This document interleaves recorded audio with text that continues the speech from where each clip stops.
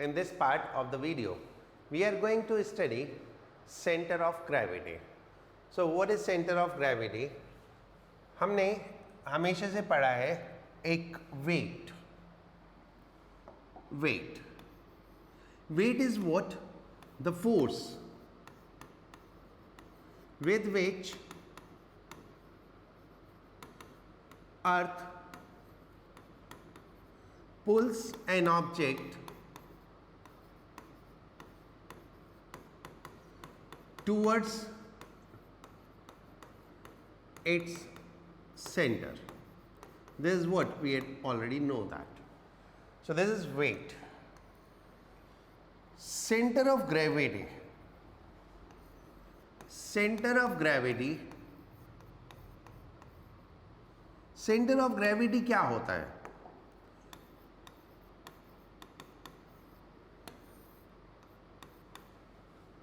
Center of gravity of a body is the point where we can assume the body as point mass. यानी हम पूरी body को एक point mass में convert करके उस पॉइंट पे प्लेस कर सकते हैं. मान लो ये एक बॉडी है, ये इसका सेंटर ऑफ ग्रेविटी है मान लो. तो हम क्या कर सकते हैं, हम ये इमेजिन कर सकते हैं कि ये एक पॉइंट मास है इस पॉइंट पे. तो पूरा का पूरा जो वेट है बॉडी का, ये सेंटर ऑफ ग्रेविटी पे एक्ट करता है. पूरा का पूरा जो वेट बॉडी का है वो सेंटर ऑफ ग्रेविटी पे एक्ट करता है. तो हम कुछ इस तरह से बोल सकते हैं कि this is centre of gravity where whole weight of body act. और हम उस पॉइंट पे पूरी बॉडी को एक पॉइंट कंसीडर कर सकते हैं. ठीक है. Now let's understand more of this.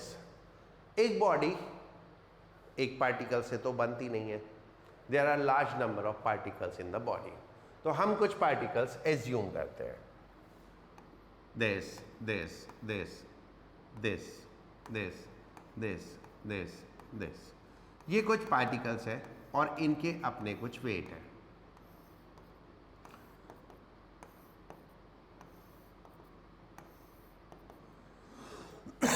इनके अपने कुछ वेट है, कुछ भी आप मान सकते हो. W1, W2, W3, W4, W5, W6, W7, W8. ये कुछ वेट है. अभी फॉर द टाइम बिंग हम बॉडी का सेंटर ऑफ ग्रेविटी छोड़ देते हैं. तो अब पूरी बॉडी में कहीं पे भी एक पॉइंट एज्यूम करो. पूरी बॉडी में कहीं भी एक पॉइंट एज्यूम करो. इससे आपके थोड़े मोमेंट ऑफ फोर्स के कॉन्सेप्ट भी क्लियर होंगे. तो हम ये एक पॉइंट एज्यूम कर लेते हैं बॉडी के अंदर ए. मैं थोड़ा इसको एल लार्ज कर देता हूं. ये ए पॉइंट हमने कंसीडर किया. अब हमको देखना है कि हर एक जो वेट है वो उसका जो मोमेंट ऑफ फोर्स है वो क्लॉकवाइज है या एंटी क्लॉकवाइज है. Right. So if I see that इस पॉइंट से इसका जो लाइन है ऐसे हुआ तो this will give anti clockwise. तो W1 is anti clockwise. W2 का लाइन भी यही है, W3 का लाइन भी यही है और W4 को मिलाएं तो W4 का लाइन भी यही है एंड W5 का लाइन भी यही है. W6 को देखें तो W6 उसी पॉइंट से पास हो रहा है. सो W1, W2, W3, W4, W5, these all are giving anti-clockwise moment of force. W6 we assume that it is passing through that point. तो उसके लिए कोई डिस्टेंस ही नहीं है. W6 के लिए कोई डिस्टेंस ही नहीं है. तो W6 का मोमेंट ऑफ फोर्स कितना हो गया? 0. And then what about W7? The W7, let me use the another color. This is W7, this is W8. So W7, W8, these are producing clockwise like this. And ये कैसे दे? Anti-clockwise, all anti-clockwise. And W6 था ही नहीं. तो ये सब anti-clockwise थे. तो body के अंदर बहुत सारे पार्टिकल्स हैं. हर एक हम बॉडी में कोई भी पॉइंट एज्यूम करें, उस पॉइंट पे कुछ पार्टिकल्स एंटी क्लॉकवाइज मूवमेंट लगा रहे होंगे और कुछ particles clockwise movement of force होगा. तो एक ऐसा पॉइंट बॉडी के अंदर, पूरी बॉडी के अंदर, बाहर भी हो सकता है, वो मैं बाद में बताता हूं, बट अभी फॉर द टाइमिंग हमने बॉडी ऐसा लिया है तो बॉडी के अंदर की बात कर रहे हैं. तो एक ऐसा पॉइंट जहां पर एंटी क्लॉकवाइज मूवमेंट और क्लॉकवाइज मूवमेंट इक्वल हो जाए, उस पॉइंट को हम सेंटर ऑफ ग्रेविटी बोलते हैं. What we can say is centre of gravity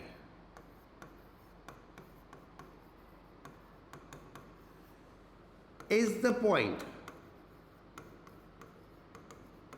where algebraic sum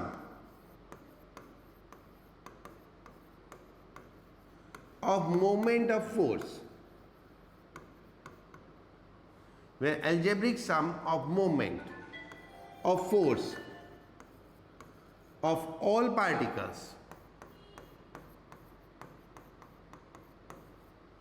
is 0.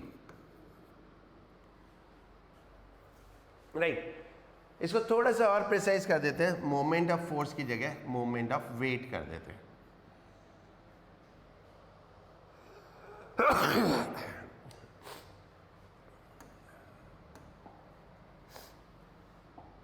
So let's describe the center of gravity. Center of gravity is the point where moment of weight of all particle of body is 0. तो एक ऐसा point जहां पे उसके सारे particles के moment of weight 0 हो जाए, that point is called centre of gravity. Now कुछ points related to centre of gravity. First, weight of body act at centre of gravity. जो बॉडी का वेट है वो सेंटर ऑफ ग्रेविटी पे होता है. Second, position of centre of gravity depend on shape of body. If body is deformed,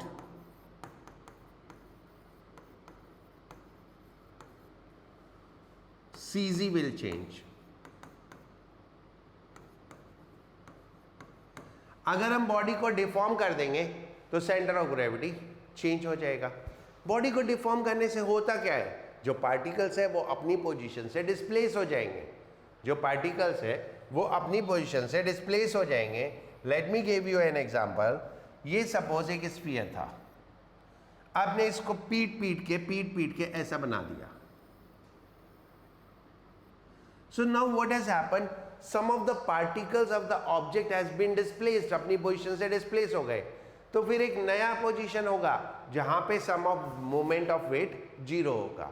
तो accordingly centre of gravity shape पे depend करता है. जो भी शेप होगा उस हिसाब से होगा. अगर हम बात करें uniform mass distribution,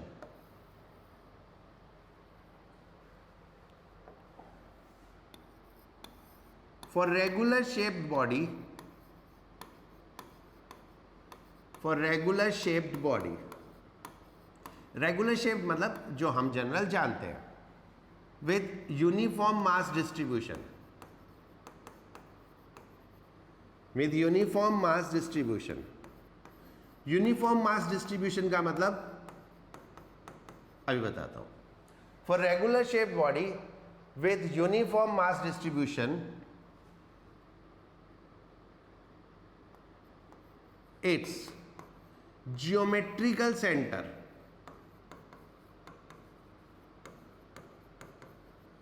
is center of gravity. Its geometrical center is center of gravity. What does this mean? This means if I take a square, then its geometrical center is center of gravity. If I take a triangle, then centroid is geometrical center and that will be center of gravity. What was the meaning of uniform mass distribution? Uniform mass distribution का मतलब होता है हर जगह mass equally divided है. It is not like that कि ये it is not like that कि आधा पोर्शन इसका हैवी है और आधा पोर्शन इसका लाइट है. So it is not like that. हर जगह मास इक्वली डिस्ट्रीब्यूटेड है. So that is the meaning of uniform mass distribution. Regular shaped body means if you take the circle, तो then centre of the circle is geometrical center and that will be called as center of gravity. If I take a bar yeah, a cylindrical body, then its center will be center of gravity. So you imagine any of the regular shaped body जिसके आप center जानते हो, इसको हम geometrical center बोलते हैं, that will be called as center of gravity. इसको हम center of gravity बोलते हैं.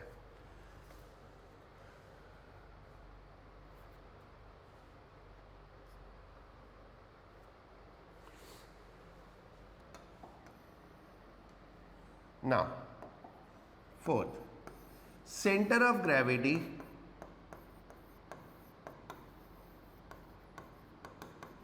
may or may not lie within body. In other words, we can say center of gravity may be outside body. अब outside body कैसे हो सकता है? That's a very common question आपके दिमाग में आएगा.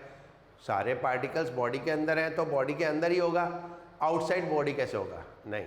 अगर आप सोचो होलो बॉडीज़ है, होलो बॉडीज़, एक बॉल जो अंदर से खाली है, एक बॉल जो स्फेरिकल बॉल जो अंदर से खाली है, उसका सेंटर, एक स्फेरिकल बॉल जो अंदर से खाली है उसका centre, that will be what? ये स्फेरिकल बॉल है तो इसका जो सेंटर होगा, अब वहां पे तो कोई मटेरियल है ही नहीं ना, इस स्फेरिकल बॉल के सेंटर पे तो कोई मटेरियल है ही नहीं, तो वो तो पॉइंट बॉडी के बाहर हुआ ना. या आप सोच लो एक रिंग, ये वायर मेड रिंग है, वायर से बना है, तो ये सेंटर कहाँ होगा? सेंटर पे. और यहाँ पे तो कुछ भी मटेरियल नहीं है. Same is with hollow cylinder ले लो, होलो स्फीयर ले लो, ठीक है, तो अंदर कोई भी मास है ही नहीं, तो हम क्या बोलेंगे? Centre of gravity is outside, right.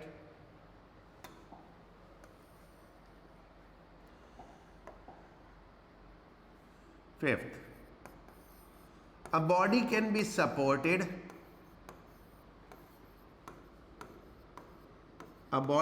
supported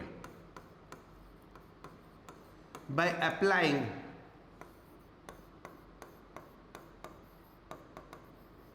a vertical upward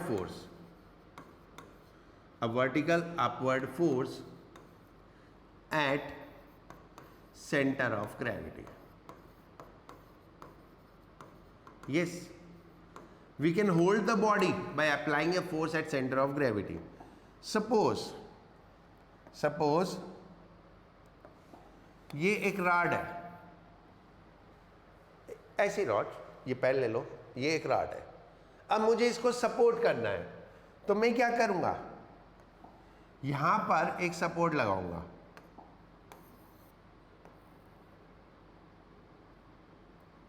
यहां पर। अब जो बॉडी का वेट है वो डाउनवर्ड हो गया, और इस सपोर्ट ने जो फोर्स लगाया, वो अपवर्ड लगाया, and this will be holded up. In other word you can say ये एक बॉडी है, इसका वेट यहां पर है, तो मुझे इसको रोकने के लिए एक फोर्स यही लगाना पड़ेगा ना, which should be equal to weight. अगर फोर्स वेट के बराबर होगी तो ये रुक जाएगा। लाइक मेरे हाथ में ये पेन है, I try,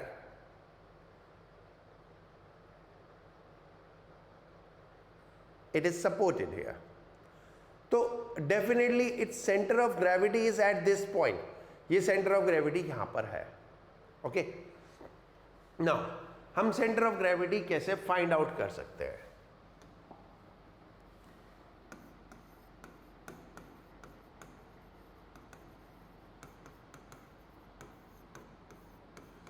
determination of center of gravity, हम जो find out कर सकते हैं वो कर सकते हैं एक प्लेन शीट में। 2D ऑब्जेक्ट में हम आइडेंटिफाई कर पाएंगे, 3D ऑब्जेक्ट में नहीं कर पाएंगे। तो मान लो हमारे पास कोई भी रैंडम ऑब्जेक्ट है, हमने इसमें कुछ होल्स करेंगे, A, B एंड C। सबसे पहले हम इस ऑब्जेक्ट को इस होल पे हैंग करा देंगे, पिन होल किए, एक पॉइंट पे होल हैंग करा दिया, ठीक है। और यहां से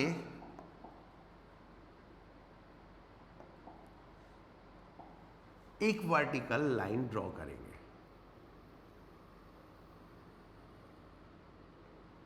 राइट। यहां से एक वर्टिकल लाइन ड्रॉ करेंगे। ये वर्टिकल लाइन आप कैसे ड्रॉ कर सकते हो? एक कभी आपने देखा होगा ना, काम होते हुए, बिल्डिंग बनते हुए, तो उनके पास एक ऐसा धागा होता है, उस धागे में नीचे एक कॉन टाइप हैंग कर रहा होता है, that is called plum line.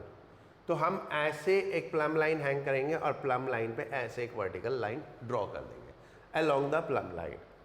Now ये हो गया। अब नेक्स्ट हम क्या करेंगे,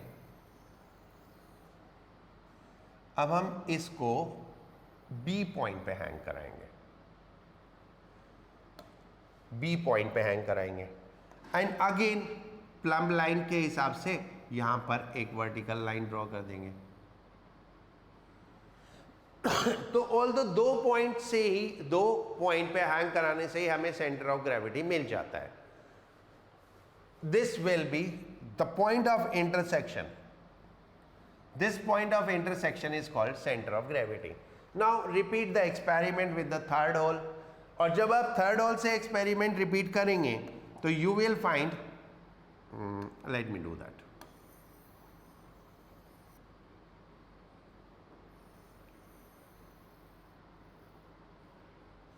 जब आप थर्ड पॉइंट से करेंगे तो you will find that this line is passing through this point. तो all the points where, all the lines जिस पॉइंट पे इंटरसेक्ट करती है, that point is called centre of gravity. So that is how we can find out centre of gravity. Okay, this is all in this video. Now the next video will be for uniform circular motion.